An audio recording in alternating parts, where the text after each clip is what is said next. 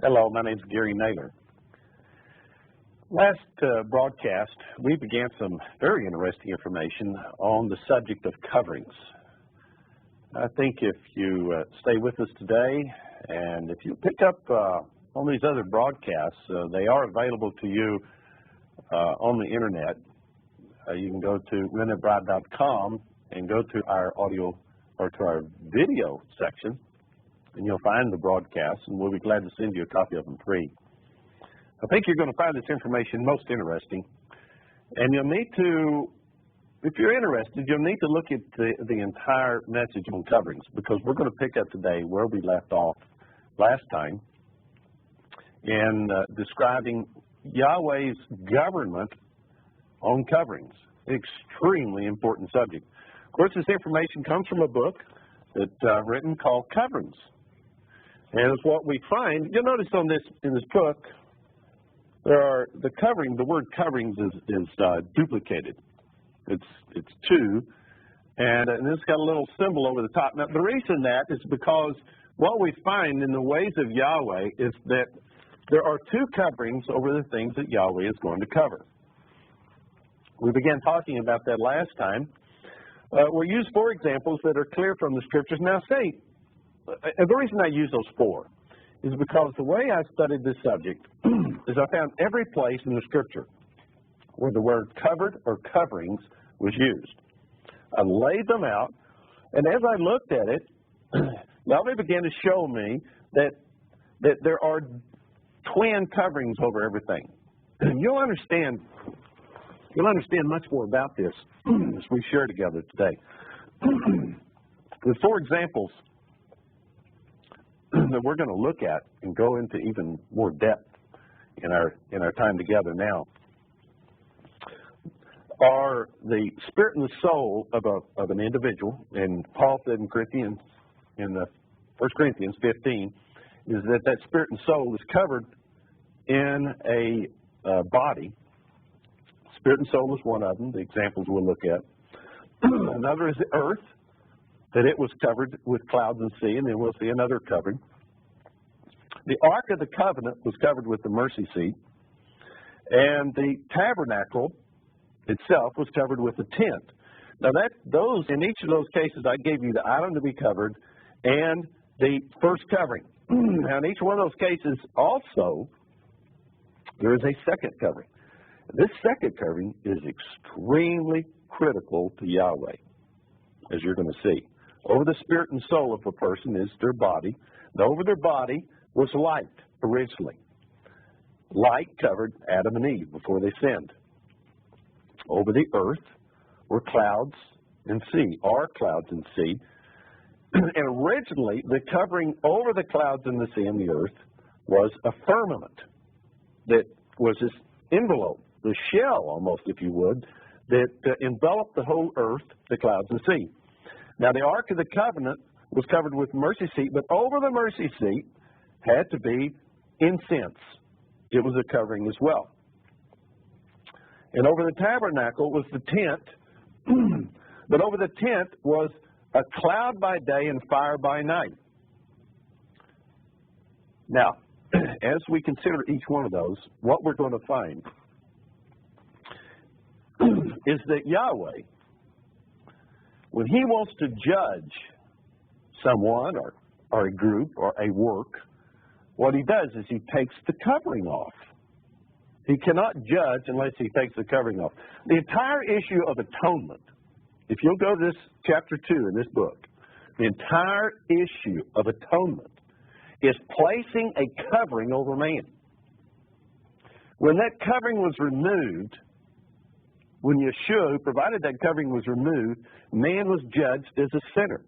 But do you see that when Yahweh places the covering of Yeshua over a man, over men, that averts the wrath and the judgment of Yahweh? Does that help you to understand a little bit about these coverings? Well, let's go into each one of these. I have to my right here a little testimony of coverings. As you can see, there is a vessel here. This little vessel has a covering. Now, this is only symbolic, but this little covering we're going to call as a lid. In fact, you will find in the scriptures that this lid was very critical if leprosy broke out in a house. If leprosy broke out in the house, everything in the house was unclean. All the vessels, everything, everybody. No, forgive me. It wasn't leprosy. Let me back up. If a man died in a house, everything in the house was unclean. Everything was unclean if a man died in the house, unless it was a vessel that had a lid on it. If the vessel had a lid on it, this vessel was clean and it could be taken out of the house. That's an interesting law, isn't it? Well, I assure you that Yahweh was not so concerned about a dead man dying in a tent or his house and making sure that every vessel had a lid on it. Yahweh speaks through his laws, and if we have spiritual eyes to see, then we begin to understand really what he's trying to say. Yeshua came to this earth, he was no different. When he came to this earth, he spoke in parables. Those who had ears to hear could understand. The scriptures are no different, folks. The scriptures are written in parables so that we will not understand until the right time for Yahweh to bring his Spirit upon us. And when his Spirit comes upon us, then our eyes are open and we begin to see the things that actually have been there all along. So back to our little example here. The vessel with the lid on it will make it clean. But now there is another covering that is to go over. As we saw, there's a second covering, and that is represented here by this little blue cloth. Now, the reason I selected blue, for a very scriptural reason, because in our examples that we have here, we find that the Ark of the Covenant was covered by the mercy seat. And then it was covered by incense. But you remember the tabernacle would move from time to time. They would transport it through the wilderness. And so in that transport, guess what? Well, there was no incense over the Ark of the Covenant. Now, the law required, you have to understand this just by reading the whole of the law. The laws and the ways of Yahweh required there to be two coverings over the Ark of the Covenant. The mercy seat was always there. But when that ark was in transport, there was no incense over it. So let's do this. We'll dramatically show this. This was the blue. This blue veil we're going to represent as incense. But actually, this, if I showed it the way it truly is, now I'm going to show it here. Once the incense was gone, they put a blue veil over the Ark of the Covenant. And then this vessel could be transported wherever Yahweh wished. You understand? Wherever the cloud went, the vessel could be transported. Now, in our example, I'm not going to use a blue garment, because the blue garment we're going to represent as the original, what I would call second covering. Now, let's go through each one of these. Don't get lost. And again, if you get lost, you go to our website, remnantbride.com, and you can read all this in the book coverings. The spirit and soul of a man is covered in a body, and the body is covered in light, is enveloped in light. Now, what happened when Adam and Eve sinned? Did that light remain on them? No. You see, in order for Yahweh to judge Adam and Eve, he first had to remove the covering. I've tried to show earlier, just a while ago, that when Yahweh wants to judge, he must remove the covering. He has to. He cannot judge man or men or works without first taking the covering away. By taking the covering away, he can judge. It's kind of like spanking your children, you know. My mama Oh, my. I can remember my mama spanking me. And when she was really serious, it was the coverings came down. I was placed over the bed, and my covering over my bottom was then removed, and out came the switch, and she afflicted me with her wrath. That was good for me. She never did any that I didn't deserve. But in like way for Yahweh to judge, he's got to drop the covering. And when he does that, then he can legally judge us.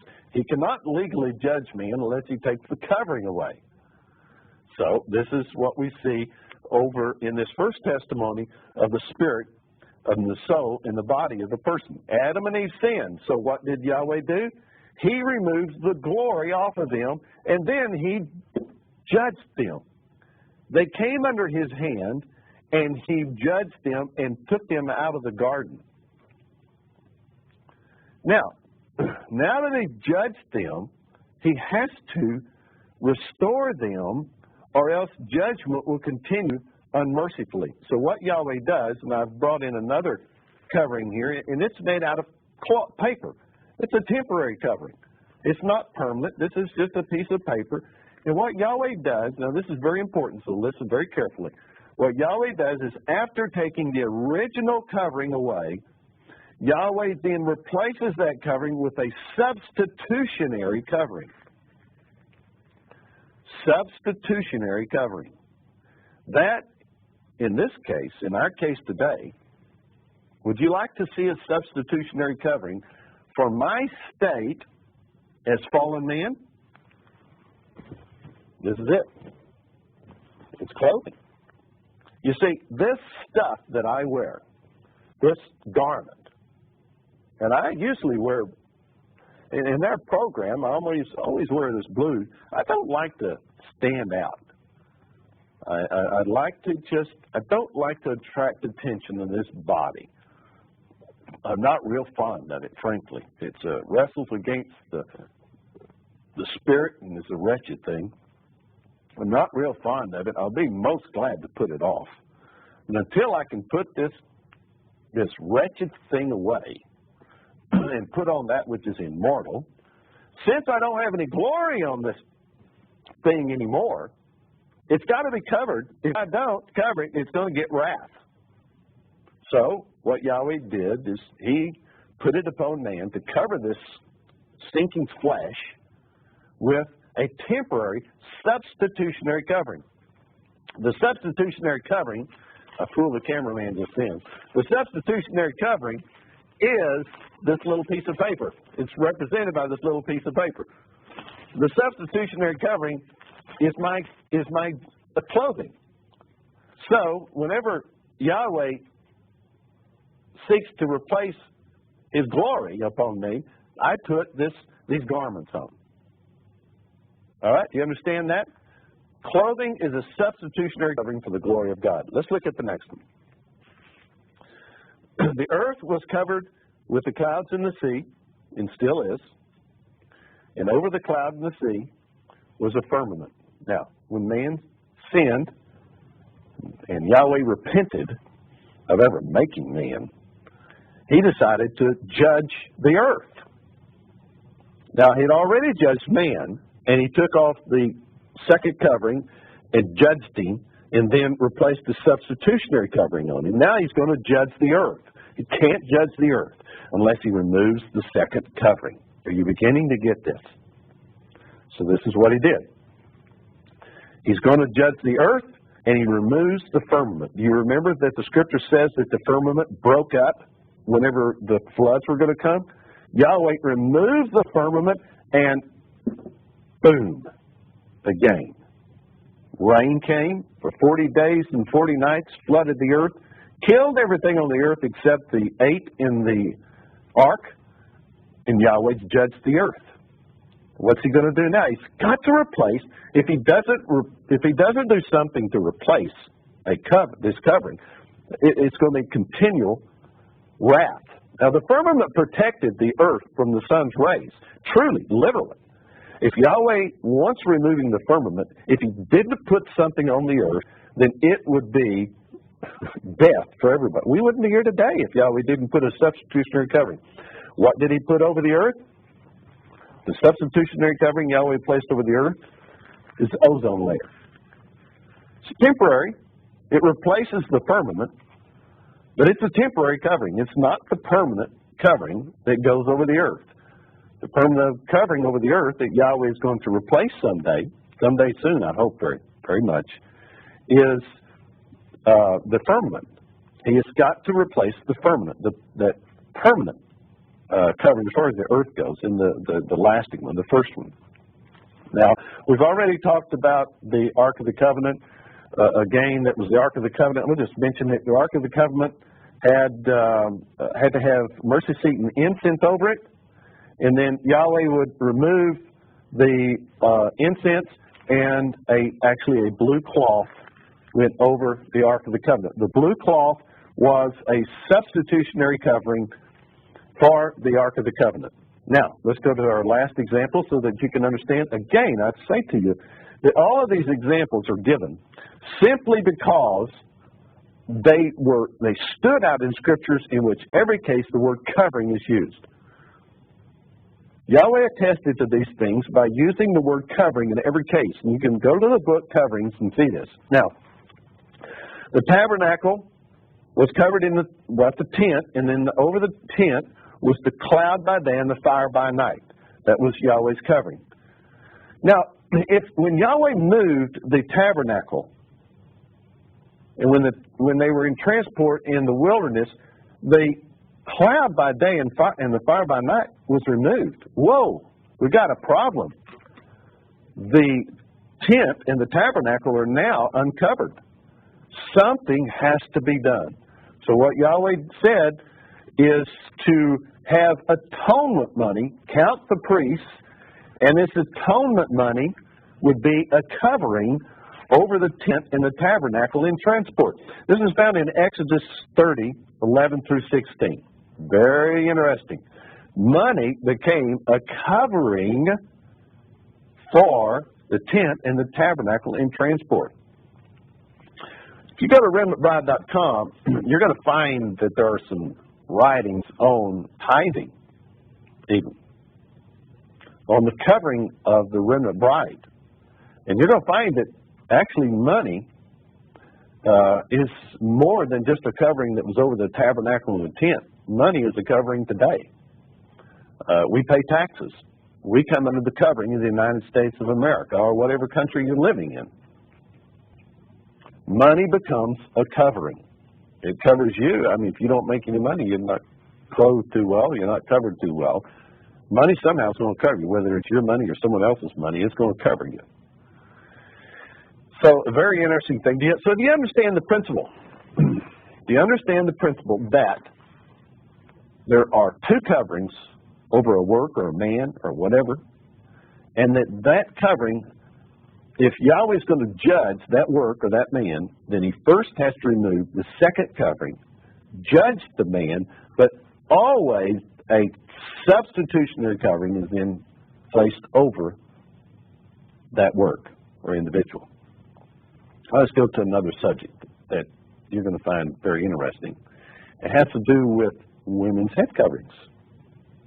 Now, whenever I started writing this back in, about 14 years ago, it took me 3 years to write it, my wife and my daughters began covering their heads because the whole subject of coverings just became alive in our lives. 1 Corinthians chapter 11 says that the woman is to cover her head when she prays or prophesies. And the reason is for the sake of the angels, that she might have authority. Or the word there applies to the right to speak, that she might have authority on her head. We've laid out the principle of judgment.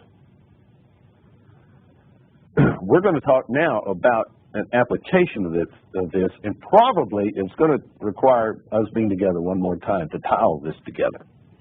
But let's quickly talk about the woman's head coverings. In this case, I'm going to use my hands. In this, in the pattern that we have the order that we have in 1 Corinthians 11. You have God the Father, and then over God the Father is the Son, God the Son. Then you have the husband, the man, and then you have the woman. That's Yahweh's divine order. The Father, the Son, the man, and his wife, the woman. That is the divine order that Yahweh has. That's his government. If we resist that government, then we suffer for it, just like if we resist the law of gravity. There is a divine order in this government, and we benefit by coming under it. Now, what we find is that the woman is covered as long as she's under her husband. But if she comes out of this divine order in which she is now going to pray to the Father above, if she comes out from her husband, do you see just the way I'm positioning my hands here, is that she is out of this line, and she's not under the covering of her husband anymore. When she comes over here to pray directly to the Father, what does this do for her? Do you see that she is now no longer covered? She is out from under her covering. It is critical that she have a covering, or else wrath or judgment is to come upon her, because she's not in a covered position. Therefore, we read in 1 Corinthians chapter 11 that when a woman prays or prophesies, when she goes to the Father, either in prayer, in petition, or when she speaks on behalf of the Father, she is to place a covering over her head. We'll just use this. No, I'm going to use the white one, because actually it is a substitutionary covering. Frankly, when she's under her husband is her covering. But when she is not under her husband anymore, and she goes over to go directly to the Father, she too now must place a substitutionary covering over her head. That is the law and the government of Yahweh concerning coverings as it relates to a woman. That is why Paul says that the woman must cover her head when she prays or prophesies. And if you think it's for tradition's sake, well, think again.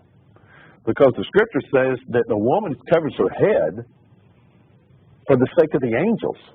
Now, the angels don't change. 2,000 years of angels do not change because of culture.